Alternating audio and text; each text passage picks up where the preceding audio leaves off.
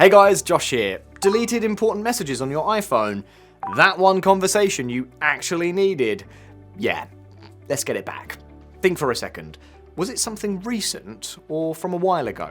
That decides which method will actually work. Start with the easiest options first. They take less than a minute. Open messages, edit, show recently deleted. Anything deleted in the last 30 days might still be there. Pause the video and check. It's worth it. If backups were on, you can restore messages from iCloud. If you switched phones recently, there's a good chance your data is already saved.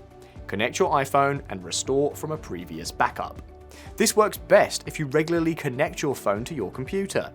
If none of those worked, then you'll need a recovery tool. One simple option is Stellar Data Recovery for iPhone. It scans your iPhone or backup files to recover deleted messages, iMessages, and more. Here's how it works. Install the software on your computer. Connect your iPhone. Start the scan.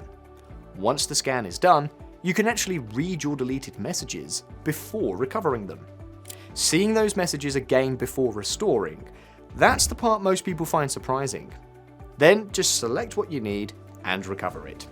You can try it for free to scan and preview your messages first, so you know if recovery is even possible before doing anything else. So here's the simplest way to approach it. Recent deletion, check recently deleted. Older data, try backups. No backup, use a recovery tool. If this helped, save this video because you might need it again.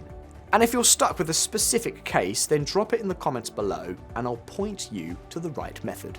I'll see you in the next one.